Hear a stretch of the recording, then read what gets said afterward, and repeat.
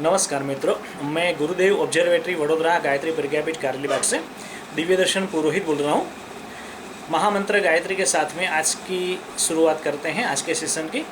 ओम भूर्भुवः स्वः तत्सवितुर्वरेण्यं भर्गो देवस्य धीमहि धियो यो नः प्रचोदयात्। गुरुर्ब्रह्मा गुरुर्विष्णु गुरुरेव महेश्वर गुरुर्साक्षात् परब्रह्म तस्मै श्री गुरवे नमः। मित्रों, इतिहास में कभी कभी ऐसे टर्निंग पॉइंट आते हैं कि इंसान को पूरी लाइफ टाइम में इतिहास में याद रखते हैं, हिस्टोरिकल उसको बोला जाता है।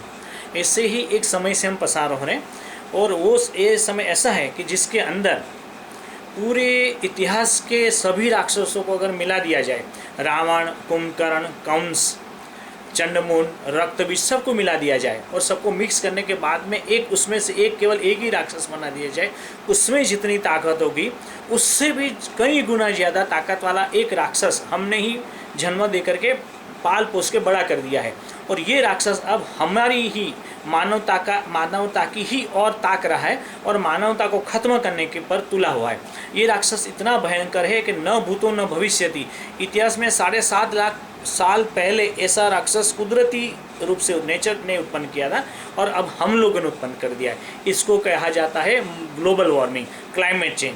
क्लाइमेट चेंज, ग्लोबल वार्मिंग एक ऐसा भयानक राक्षस है कि अगर इंसानियत मिटेगी, अगर पृथ्वी पर से जीव सृष्टि मिटेगी वर्तमान में, तो उसका एकमात्र कारण होगा ग्लोबल वार्मिंग, क्लाइमेट चेंज। वैसे 3 खतरे हैं। 2 खतरे मानव सर्जित हैं, एक ग्लोबल वार्मिंग है, दूसरा सैटेलाइट्स जो आसपास घूम रहे हैं वो डेब्रिस है, मगर उससे कम नुकसान होगा।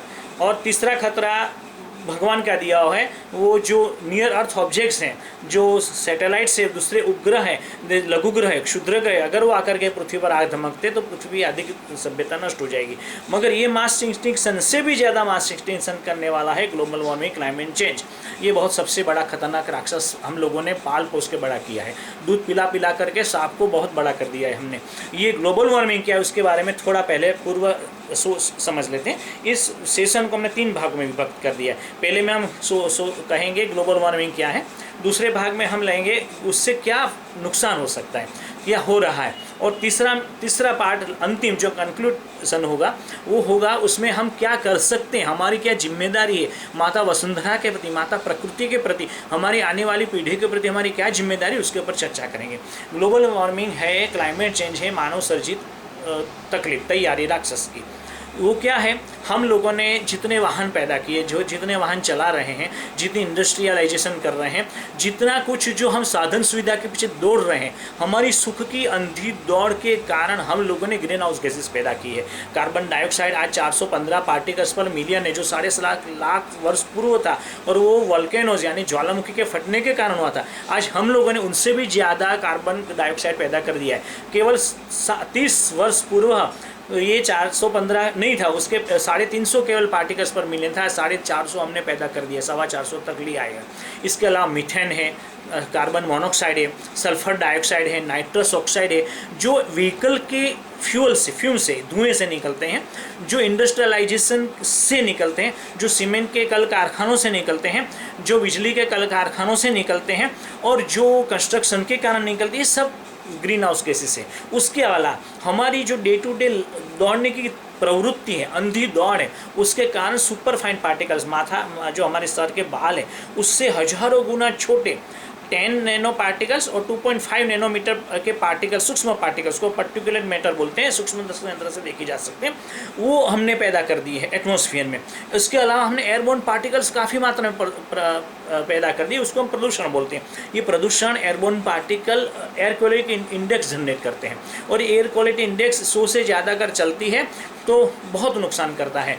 आज कोई भी शहर आप दुनिया का उठा करके देख ले, भारत का कोई भी शहर देख लीजिए, और भारत का बड़ा क्यों, छोटा शहर भी देख लीजिए, छोटा सा कस्बा भी देख लीजिए, वहाँ भी एयर क्वालिटी इंडेक्स बहुत बुरी हालत में चल रही है। यानी प्रदूषण खतरे के निशाने से बहुत ऊपर चला गया, बहुत ऊपर चला गया।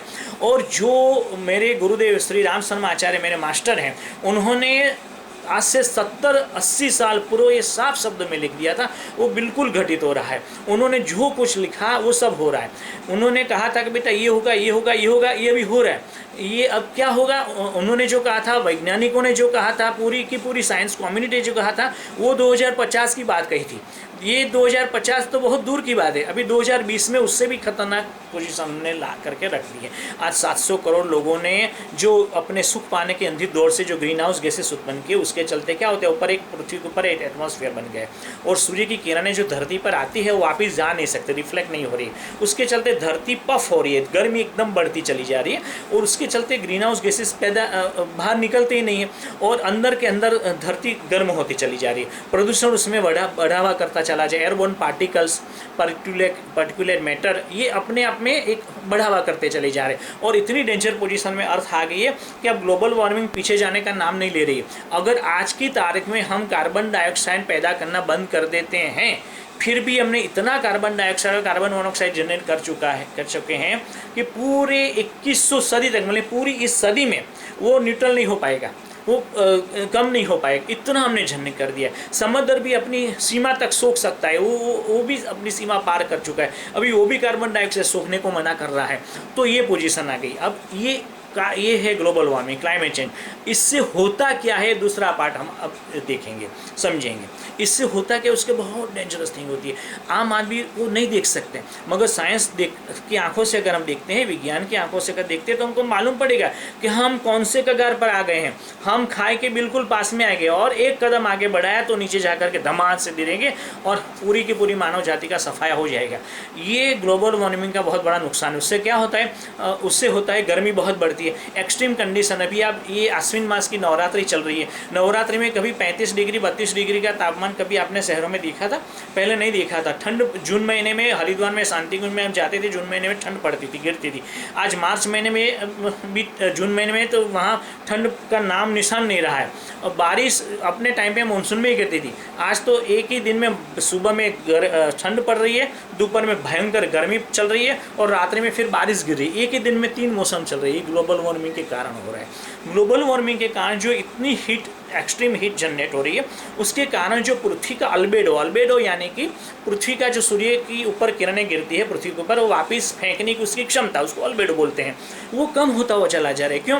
क्योंकि जो ग्लेशियर्स है, हिमखंड, हिमशिलाएँ हैं जो ध्रुव में है, जैसे गंगा मैया जहाँ से आती है वो गंगा ग्लेशियर है, उत्तर ध्रुव की ग्लेशियर से दक्षिण ध्रुव की ग्लेशियर से पिघल रही है, भयंकर तन मंद रूप में हर साल पिघलती हुई चली जा रही है। उससे चलते अल्बेडो कम हो रहा है। वो बाहर जाने का, सूर्य का बाहर जाने का, रिफ्लेक्शन होने का कोई नाम ही निशान अभी मिटता हुआ चला जा रहा है। पेयजल की समस्या उत्पन्न होती चली जाए, पानी, शुद्ध पानी कम से कम होता हुआ चला जा रहा है, उसके तल नीचे बैठते हुए चले जा रहे हैं। सूखा एकदम बढ़ रहा है, कहीं एकदम फ्लड एकदम बढ़ रहा है। एक्सट्रीम वेदर इवेंट, गर्मी चली तो 45 डिग्री, 52 डिग्री, 55 डिग्री तक चली जाती है। हम हर साल काउंट करते हैं, मैंने देखा है कि बड़ौदा की अगर बात करते हैं तो हर साल एक इवेंट बढ़ती चली जाती है। जैसे पहले 3 हीट इवेंट चलती थी, हीट वेव चलते थे, फिर 4 आए, फिर 5 आए, अभी लास्ट ईयर की बात करें तो इस 6 हीट वेव चले गए।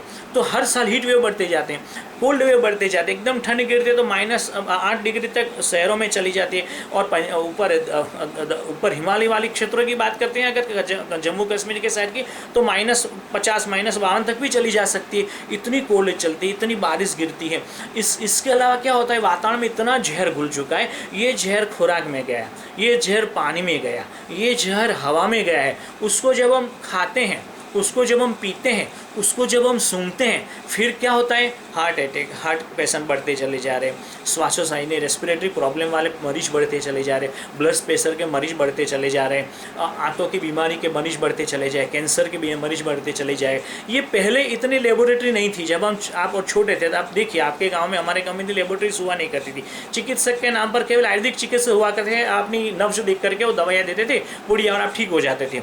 आज इतनी लेबोरेटरीज, आज इतने MD MS सर्जन, इतने महारथी डॉक्टर्स, इतनी बढ़िया अस्पताल हैं, फिर भी पेशेंट है कि वो रोग है कि वो ख़त्म होने के नाम नहीं ले रहे, नए नए रोग पनपते जा रहे हैं। और सबसे खतरनाक बात अगर आपने नोट की हो तो ग्लोबल वार्मिंग के कारण वायरस पनपते हैं। वायरस तो जो, जैसे अभी ये कोरोना चल रहा है, वैसे इबोला आया था, जैसे स्वाइन फ्लू आया था, तो इस प्रकार के वायरस लाखों की संख्या में धरती पर हैं, मगर वो सुसुप्त अवस्थाएँ पड़े रहते हैं। मगर जब ग्लोबल वार्मिंग के कारण जब पुनर्जीवित होते तब वो इंसान के अंदर घुसते, और इंसान की ग्लोबल वार्मिंग के कारण, प्रदूषण के कारण, जहरीली खुराक खाने के कारण, जहरीला पानी पीने के कारण, जहरीली हवा में सांस लेने के कारण इम्यूनिटी पावर बैठता हुआ चला जा रहा है। आज कोई भी आदमी आप देख लीजिए, कोई भी आदमी निरोग नहीं है।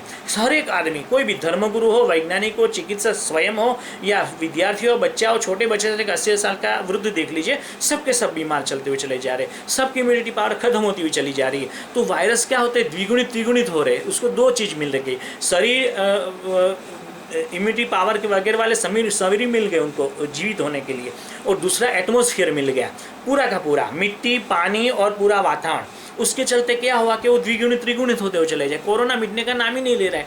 क्यों ऐसा हो रहा है? क्योंकि ग्लोबल वार्मिंग, क्लाइमेट चेंज के कारण हमने स्पेसीज को ख़त्म कर दिया। जो स्पेसीज वायरस को ख़त्म कर सकती थी, छोटी छोटी चींटियाँ हो, छोटे छोटे जीव जंतु हैं, या चिड़ियों की चहचहाट आपने कब सुनी थी? चिड़िया भी अब नहीं देखने को मिलती। तो ऐसे छोटी छोटी इंसेक्ट से लेकर के बड़ी बड़ी स्पेसीज तक हमने ख़त्म कर दिए। उसके जो रहने के ठिकाने थे उसको हमने सब नष्ट कर दिए। हमारे घरों को बनाने के लिए, होटलों को बनाने के लिए, उद्योगों को पनपने के लिए सब खत्म कर दिया। वो वायरस को खा जाती थी, वो बीमारियों के बैक्टीरिया को खा जाती थी, वो सब खत्म हो गया। तो ये सब मिलकर के ग्लोबल वार्मिंग हम पर हावी हो रहा है और हमको मालूम नहीं है। ये धीरे धीरे इतना तेजी से चलता हुआ चला रहा है कि हमको मालूम ही नहीं, और कब हम मृत्यु देव की गोद में चले जाएंगे किसी को पता नहीं है। इतना डेंजर पोजीशन, आप पूरे 100 साल की आयु कोई आदमी जी नहीं सकता। इसी पोजीशन में ग्लोबल वार्मिंग ने हमको ला करके पटका है।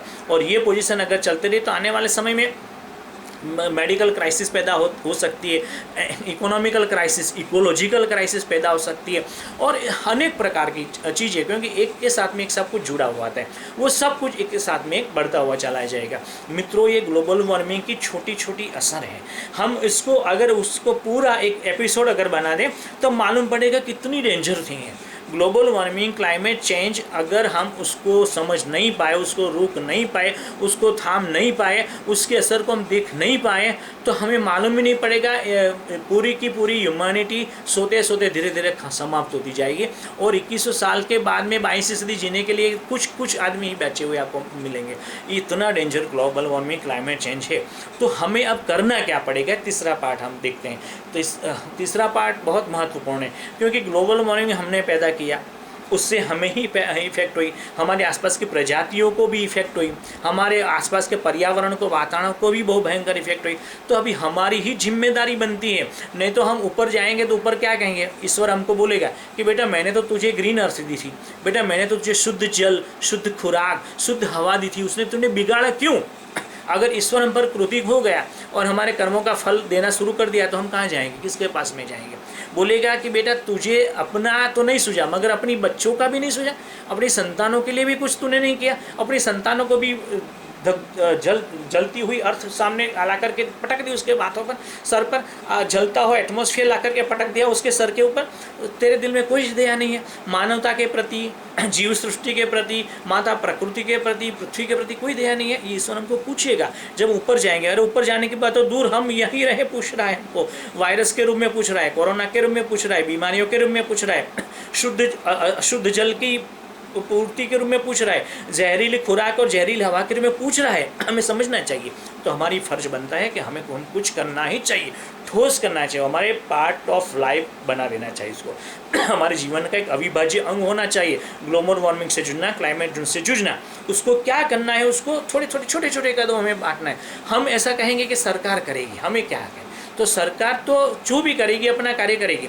जो पॉलिसीज है वो कागज़ पर होती हैं, गवर्नमेंट ऑफिशियल्स बनाते हैं, वो कागज़ पर होती है, दिखाने के लिए होती है। मगर असली चीज़ करता कौन है? जब राम रावण का युद्ध हुआ था तब गिलहरी आई थी, छोटे छोटे भालू और बानर आए थे, और उसने पूरे राम राज्य की स्थापना कर दी थी। गांधी जी के साथ में छोटे छोटे लोग आए थे। कृष्ण ने जब गोवर्धन उठाया था अपनी उंगली पर, तब उसके छोटे छोटे ग्वाल बाल आए थे उसको लट्ठी का अपना सहारा देने के लिए। जब युग परिवर्तन होता है, ईश्वर चाहता है, तब बड़ी चीज़ कोई इस्तेमाल आती नहीं। बड़े लोग, बड़े उद्योगपति आएंगे, सरकारें आएंगी, बड़ी पॉलिसीज़ होगी और बड़ी ये कोर्ट फैसला सुना देगी और सब ठीक हो जाए, ऐसा नहीं। हम और आप जो छोटे छोटे इंसान हैं, छोटे छोटे लोग हैं, जिसके पास में ना शक्ति है, जिसके पास में ना धन है, जिसके पास में ना ज्ञान है, वो सब आएंगे और इकट्ठा होंगे, तब जाकर के दुर्गा रूपी संघ शक्ति का जागरण होगा। ये माता का नौरता जगराता चल रहा है, नवरात्रि है। माता जब पैदा कब हुई थी? जब असुर सब पैदा हो गए तो देवताओं ने मिलकर के संघ शक्ति का पुनर्गठन कर दिया, और ये पुनर्गठन से देवी का ऊर्जा का जागरण हो गया। तो हमें संघ शक्ति से देवी शक्ति का पुनर्जागरण मित्रों करना पड़ेगा, और ये पुनर्जागरण करने की जिम्मेदारी हमारी हो, क्योंकि हमने ही ग्लोबल वार्मिंग पैदा किया है। तो अब आप बोलेंगे कि हमें करना क्या है भाई, तो हम इसके ऊपर जाते हैं। पहली बात, हम जो भी इस्तेमाल करते हैं, जैसे कागज़ है तो कागज़ का कम से कम इस्तेमाल करें, प्लास्टिक को बिल्कुल ज़ीरो कर दें, ज़ीरो जहाँ तक हो सके। ग्लास है, पित्तल है, तांबा है, स्टील है, उसका यूज़ करें, मिट्टी के बर्तन उसका यूज़ करें। प्लास्टिक की बैग को तो कम से कम ना ही कहना ही चाहिए हमें। तीसरी बात, हम जिस रूम में बैठे हैं उस रूम में ज़रूर हो तो ही पंखा चलाएं, एसी को तो भूल ही जाएं, लाइट का भी जरूर हो तभी इस्तेमाल करें। और जैसे हम रूम छोड़ते हैं, चाहे ऑफिस का हो, चाहे दफ्तर का हो, चाहे हमारे घर का हो, चाहे हम रेलवे स्टेशन के प्लेटफॉर्म के रिटायर रूम में बैठे, कहीं भी हो, लाइट इलेक्ट्रिसिटी जो है उसको जहाँ से जनरेट होती है वहाँ कार्बन पैदा होता है, तो वो ग्लोबल वार्मिंग पैदा करता है। तो हम जहाँ से भी निकले तो लाइट बंद कर दिया, पंखा बंद कर दिया, फैन, जो भी इलेक्ट्रिसिटी के उपकरण नहीं चाहते तो उसको बंद कर दे, हमें फ़ायदा भी होगा, हमारी इलेक्ट्रिसिटी का बिल बचेगा और ग्लोबल वार्मिंग कम होगा। फिर पानी, आप देखते हैं कि जाते हैं तो हर एक घरों में देखते हैं तो पानी इतना बेतहाशा यूज़ करते हैं, पानी का कभी कभी टपक टपक का पानी गिरता भी रहता है। और बाहर जाते हैं तो रेलवे प्लेटफॉर्म पर देखते हैं, दफ्तर में देखते हैं तो किसी को कुछ होता ही नहीं, करेगा कोई, हमें क्या है, नहीं, हम बदलेंगे युग बदलेगा, हम सुधरेंगे युग सुधरेगा। अपना सुधार ही संसार की सबसे बड़ी सेवा है। श्री राम शर्माचार्य मेरे गुरुदेव कहते थे, बेटा दूसरे की ओर उंगली मत ताक, तू स्वयं कर, स्वयं शुरू हो जा। हम जहाँ है जिस घर में उसका नल रिपेयर करवा दे, वाइसर वगैरह डलवा दे, पानी वेस्ट नहीं जाना है, बिल्कुल वेस्ट ना करें। भले हम गंगा तट पे क्यों ना रहते हो, मगर पानी हमारे लिए एक बाल्टी आई है तो एक बाल्टी यूज़ करना चाहिए। पानी का कम से कम यूज़ करें, इलेक्ट्रिसिटी का कम से कम यूज़ करें, कागज़ का कम से कम यूज़ करें, प्लास्टिक को से नो बिल्कुल ना कह दें। अभी महत्वपूर्ण, इससे भी महत्वपूर्ण एक और बात आती है, जो वृक्ष हैं, जो ट्रीज़ हैं, वो ट्रीज़ कार्बन मोनोऑक्साइड डाइऑक्साइड को सोख लेते हैं। अभी हमारे यहाँ की बात करते हैं अगर, तो पूरे विश्व में एक आदमी के पीछे 350 वृक्ष हैं, हमारे यहाँ 350 आदमी के पीछे एक वृक्ष नहीं है। इतनी रिवर्स पोजीशन इंडिया में तो चल रही है। तो हमें चाहिए कि वृक्ष से पूरी की पूरी धरती सराबर कर दें। हर एक, हमारे घर में 6 आदमी है तो 6 आदमियों के जन्मदिन पर एक एक वृक्ष छोटा सा भी, चाहे तुलसी का पौधा भी एक बार लगा दें, आसोपालों का अशोक वृक्ष भी एक बार लगा दें, छोटा सा वृक्ष भी लगा दें, पौधा लगा दें, उसको सींच करके बड़ा करें।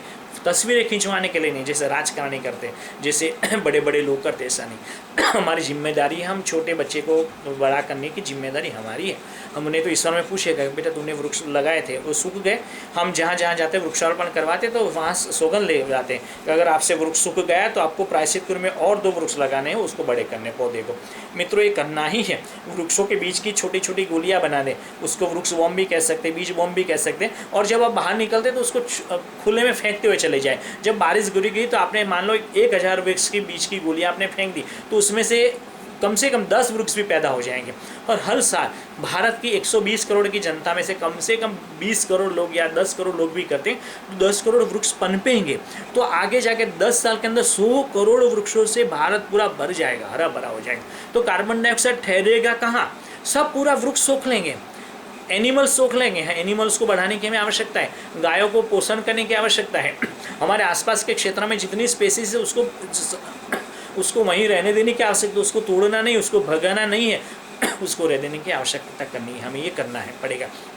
इसके अलावा मित्रों में क्या करने पड़ेगा, एक सबसे सर्वाधिक श्रेष्ठ उपाय करना पड़ेगा, उसको बोलते हैं नित्य यज्ञ। वेद काल के अंदर 3 श्रवणों में 3 काल में यज्ञ हुआ करते थे, उसके कारण उनका वातावरण पर्यावरण विशुद्ध रहता था। ऋषि 100 वर्ष जीते थे। कहीं किसी ऋषि को ही शायद कोई रोग हुआ हो, ऐसा आपने सुना होगा। मैंने पूरे वेद जब पढ़े, गुरुदेव के उपनिषद पढ़े, तो कहीं भी किसी ऋषि को भयंकर वो हो गया हो, ऐसा मैंने कहीं भी नहीं पढ़ा। क्योंकि वो प्रतिदिन 3 बार यज्ञ करते थे। हम 3 सप्ताह में भी एक बार यज्ञ नहीं करते, 3 महीने में भी एक बार यज्ञ नहीं करते, तो जाएंगे कहाँ, वातावरण कहाँ जाएगा, हम स्वस्थ कैसे होंगे। यज्ञ सबसे श्रेष्ठ सैनिटाइजर है वातावरण को शुद्ध कर देने का, पूरे के पूरे एटमॉस्फेयर का। बड़ौदा की 20 लाख की आबादी की अगर बात करते हैं, और अगर कम से कम 10,000 यज्ञ में नित्य बड़ौदा में होते तो भी पूरे बड़ौदा का वातावरण एटमॉस्फेयर ठीक हो जाएगा। तो भारत में अगर हम मान लो 15 करोड़ गायत्री परिजन है, उसके अलावा 15-20 करोड़ भावनाशील लोग हैं जो मेरी वीडियो को अगर सुनते हैं, तो उन लोगों को प्रतिदिन नित्य यज्ञ, आपको जो भी ईश्वर है है, आपको जिसको भी ये श्रद्धा है, गायत्री में, शिव जी में, किसी भी भगवान थे, उसकी आहुतियाँ प्रदान करें, कम से कम 24 आहुतियाँ। और यज्ञ के धुएं को पूरे एटमॉस्फेयर में फैलने प्रतिदिन बिना नागा के यज्ञ करें ही करें। तो इस करने से एटमॉस्फेयर, वातावरण एकदम क्लीन होता हुआ चला जाएगा, वायरस खत्म होते चले जाएंगे, बैक्टीरिया खत्म होता हुआ चला जाएगा, हमारी इम्यूनिटी पावर बढ़ती हुई चली जाएगी, और ग्लोबल वार्मिंग की जो चेन है, सल्फर डाइऑक्साइड, नाइट्रस ऑक्साइड लगभग 0 हो जाएंगे। कार्बन डाइऑक्साइड सोख लेगा वृक्ष, सल्फर डाइऑक्साइड, नाइट्रस ऑक्साइड और पर्टिकुलर मैटर सोख लेगा यज्ञ, तो बाकी का गया कहाँ, कुछ भी नहीं रहेगा। फिर जो होगा वो अपने आप धीरे धीरे कुदरत अपने आप न्यूट्रलाइज करती हुई चले जाएगी, क्योंकि कुदरत अपना काम करती है, नेचर अपना काम करेगी। मगर नेचर की तरीका बहुत डेंजर होता है, वो जब करती हैं तब साफ करती हुई चली जाती हैं, हजारों करोड़ों लोगों को साफ करती हुई चली जाएगी। तो बेटर यही है कि वो जब पोजीशन आ जाए, अभी एक कोरोना से हम नहीं जीत पा रहे हैं, तो अभी और पोजीशन आएगी आने वाले समय में। अभी देखिए, पहले 10 साल की बात करें तो जब एटमॉस्फेयर 32-33 डिग्री रहता था, और आज 10 साल के बाद जब 45 डिग्री रहता है, तब अब कोरोना टूट पड़ा और हम नहीं कर पाए। और अभी आज के 10 साल के बाद में 55 डिग्री हो जाएगा, तब कोरोना का बाप और 10 बार वायरस आ गए, आज धमकेंगे ही निश्चित है। तो हम जाएंगे कहाँ, पूरी पीढ़ी की पूरी समाप्त हो जाएगी, पूरी की पूरी मानवता खत्म हो जाएगी। तो हमें एटमॉस्फेयर को ठीक क्लीन करना ही पड़ेगा। तो ये नित्य यज्ञ है, वृक्षारोपण है, ये दोनों अपना काम करेंगे ही करेंगे, क्योंकि ये नेचर है, ये गॉड से जुड़े हुए, ये अपना काम करेंगे, ये हमें करना ही है। नित्य यज्ञ, वृक्षारोपण, साल में हमें हृदय पर हाथ रख के कहना है हमने कितने वृक्ष का आरोपण किया। ये वृक्षारोपण must, it is a must. हमने स्वच्छता करनी है, हमने यज्ञ करना है, हमें पानी का नल का बंद करके रखना है, कागज़ का कम से कम इस्तेमाल, प्लास्टिक को नो, इलेक्ट्रिसिटी का कम से कम इस्तेमाल करना है। ये करना ही पड़ेगा। ग्लोबल वार्मिंग को अगर थामे रखना है, कम से कम कंट्रोल में रखना है, तब भी। इसके अलावा हमें क्या करना पड़ेगा, अवेयरनेस फैलानी। हमने आपको ये बात कह दी क्योंकि हमारे गुरु ने मुझे सिखाई, मैंने वैज्ञानिकों से भी और बातें सीखी, तो मेरे मन में कुछ ऐसी वेदना उभर आई कि मैं सृष्टि के लिए क्या करूं, जीव सृष्टि के लिए क्या करूं, मेरे आने वाले बच्चों पीढ़ी के लिए हम क्या करें। तो मैंने आपको एक बात कही, हम स्वयं भी करते हैं। हमने 30 साल के अंदर भीतर हजारों वृक्ष लगाए, आरोपण किए हैं गायत्री प्रज्ञापीठ गुरुदेव वेधशाला की ओर से। उसके अलावा इसके काफ़ी काम किए, ऐसा नहीं कि हम नहीं करते, दूसरों को भी करवाते हैं। तो जैसे हमने वीडियो के माध्यम से आपको मैसेज दिया, तो आप ये वीडियो को या वायरल करवा दीजिए, लाखों करोड़ों लोगों तक वीडियो पहुंचा दीजिए। या ऐसा नहीं हो सकता है तो आप मैसेज को नोट डाउन कर लीजिए, एक छोटा सा प्रिंट निकलवा दीजिए, अपने नाम से आप छोड़ दीजिए। ऐसा मुझे नहीं चाहिए कि दिव्यदर्शन पुरोहित भाई बहुत बड़े हैं, वैज्ञानिक, बहुत अच्छी बात उन्होंने कह दी, ऐसा नहीं करना है हमें केवल मैसेज को पहुंचाना है, वायरल करना है। किसी भी हालत में आप पहुंचाओ, किसी के भी नाम से पहुंचाओ, मगर मैसेज को पहुंचाओ। कि अवेयरनेस फैलाना बहुत जरूरी है, क्योंकि आम आदमी को मालूम नहीं है। आप सब्जी बेचने वाले को पूछिए, आप ड्राइवर को जाकर के पूछिए, आप किसी नौकरी पेशा आदमी को पूछिए, आप किसी बिजनेसमैन को पूछिए, क्लाइमेट चेंज क्या है, ग्लोबल वार्मिंग से क्या नुकसान होगा, उसके लिए हमें क्या करना है। तो ज़्यादातर 99.9% कहेंगे कि सॉरी हमको नहीं मालूम है। सीरियलों में आता है फिर भी काफ़ी लोगों को नहीं मालूम, पिक्चरों में दिखाते फिर भी किसी को नहीं मालूम, कितनी अखबारों में भी आता नहीं मालूम, क्योंकि उसके अंदर दिल नहीं होता है। दिल से अगर बात आप कहते हैं, अगर आप माँ प्रकृति के लिए, माँ वसुंधरा के लिए, अपने बच्चों के लिए कुछ करना चाहते हैं, तो दिल से आप बात कहें। जैसे हम आपको दिल से कह रहे हैं, ऐसे आप भी दूसरों को दिल से कहें, किसी भी नाम से कहें, मेरे नाम से कैसा कोई नहीं, किसी भी नाम से कहें, मगर कहें, इस अवेयरनेस को फैलाएं। मित्रों, अगर हम ऐसा करते हैं तो मान के चलिए कि आने वाला समय उज्जवल भविष्य लेकर के आ रहा है। तो हमें ग्लोबल वार्मिंग को नाथना है, करे या मरे, अभी या कभी नहीं, यही समय, अभी करें या फिर कभी नहीं कर पाएंगे, अभी या कभी नहीं, करे या मरे, डू और डाई। मित्रों, यही हमें करना है। आओ प्रार्थना करें, सर्वे भवन्तु सुखिनः, सर्वे सन्तु निरामया, everyone be happy, everyone be healthy. मैं दिव्यदर्शन पुरोहित, गुरु दिव्य वेधशाला ऑब्जर्वेटरी, गायत्री प्रज्ञापीठ, कार्यालय बाग से। नमस्कार।